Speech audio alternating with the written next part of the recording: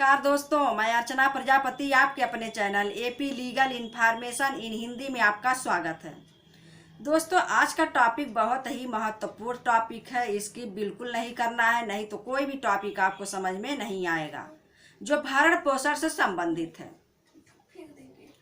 हमारे समाज में बहुत ऐसे केस मिलते हैं कि किसी महिला को कोई तलाक दे दिया, किसी महिला के जानकारी के बगैर दूसरा कोई शादी कर लिया।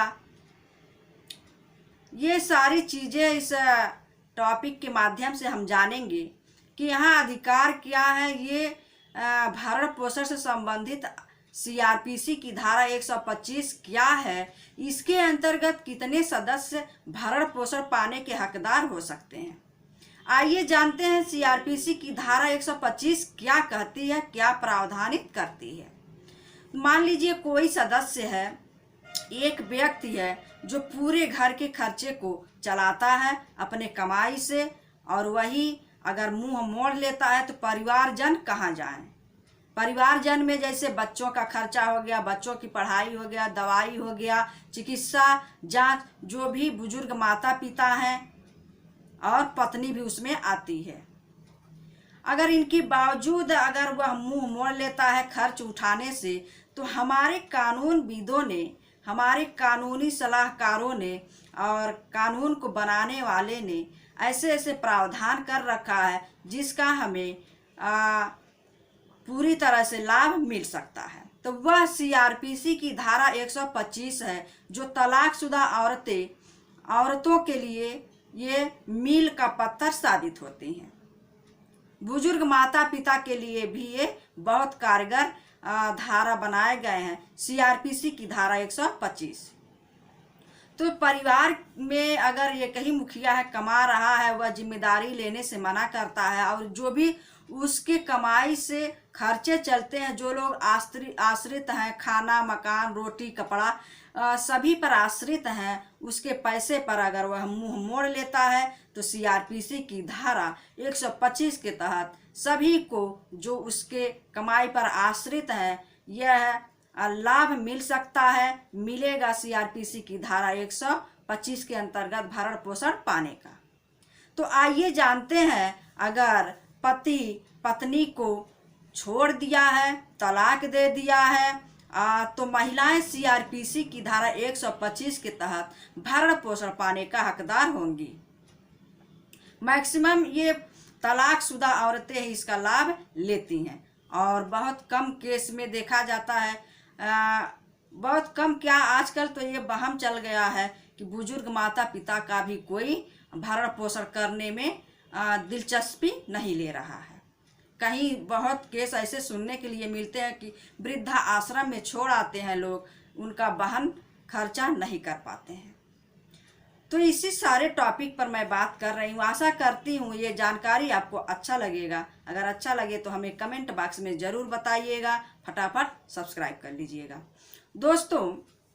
कि अब आइए जानते हैं सीआरपीसी की धारा में कौन कौन लोग जो होते हैं वह भरण पोषण पा सकते हैं।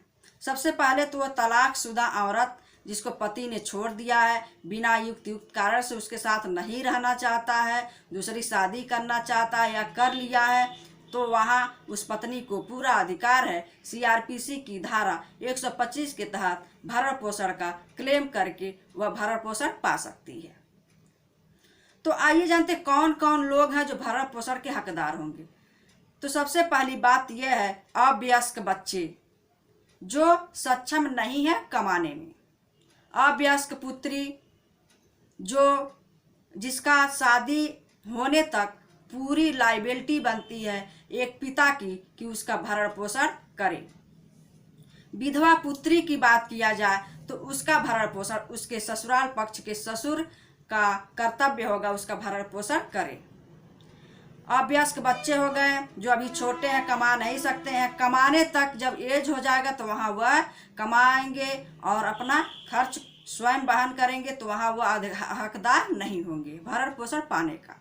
तलाकशुदा पत्नी हो गया और अवयस्क बच्चे हो गए, अवयस्क पुत्री हो गए, जब तक शादी नहीं होता है उसका पिता का पूरी जिम्मेदारी है कि उसकी शादी तक उसको भरण पोषण दे। और माता पिता जो बुजुर्ग हैं, असमर्थ हैं, सक्षम नहीं हैं कमाने में, तो उनको भी यह अधिकार दिया गया है। सीआरपीसी की धारा 125 के अंतर्गत भरण पोषण अपने बेटे से प्राप्त कर सकते हैं। तो आइए जानते हैं किन परिस्थितियों में भरण पोषण नहीं पा सकती है एक तलाकशुदा औरत। तलाकशुदा पत्नी को कहाँ बेदखल किया जा सकता है भरण पोषण पाने से।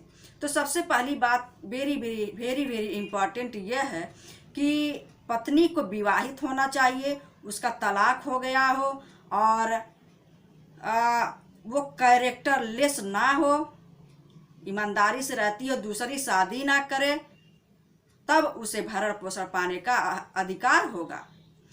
आइए ये भी जानते हैं कौन अधिकारी नहीं है भरण पोषण पाने का। चाहे बेटा हो, चाहे बेटी हो, चाहे पत्नी हो।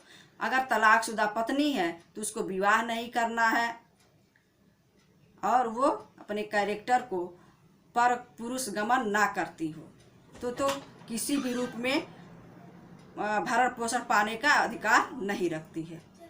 वही रखती है जो बिना युक्त कारण के उसका पति अगर तलाक दे दिया है, उसको छोड़ दिया है और वो वैवाहिक जीना चाहती है, अगर उसके बावजूद भी पति उसको एक्सेप्ट नहीं करता है तो वह भी भरण पोषण पाने की अधिकारी होगी।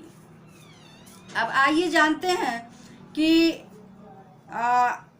किन अवस्थाओं में पत्नी को भरण पोषण दिया जा सकता है, क्या क्या वो अवस्थाएं हैं। जैसे मान लीजिए पति की आय, सबसे पहली बात पति की आय देखा जाएगा, उसके आय का रिटर्न देखा जाएगा, उसके सैलरी का आय व्यय देखा जाएगा, कितना उसका सैलरी है और क्या करता है, प्रॉपर्टी, सारी चीज़ें दस्तावेज उसको क्लेम में लगाया जाएगा। उसी के माध्यम से अदालत जो भी निर्णय करेगा, अगर ज़्यादा है तो उसी के माध्यम से ज़्यादा उसको दिया जा सकता है भरण पोषण, कम है तो उसी के हिसाब से उसका भरण पोषण का अधिकार होगा। अगर पत्नी कमा रही है, पति भी कमा रहा है, पति का वेतन ज़्यादा है, पत्नी का वेतन कम है, वहाँ भी उसको अधिकार है पत्नी को कि वहाँ भी भरण पोषण का क्लेम कर सकती है। लेकिन जब पति से पत्नी का ज़्यादा होगा वेतन तो वह यह अधिकार खो देगी। दोस्तों आइए जानते हैं कि क्या पति को भी भरण पोषण मिल सकता है। बिल्कुल मिल सकता है। हिंदू मैरिज एक्ट में एक्ट में धारा 24 और सीआरपीसी की धारा 125 के तहत पति और पत्नी दोनों पक्ष को अधिकार होगा कि वह भरण पोषण पा सके। किन परिस्थितियों में पति भरण पोषण का हकदार हो सकता है, आइए ये भी जान लेते हैं।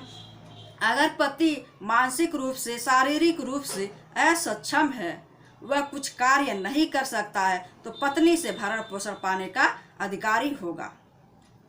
तो दोस्तों ये जानकारी आपको कैसा लगा, हमें कमेंट बॉक्स में कमेंट जरूर करिएगा। तब तक के लिए धन्यवाद, नमस्कार।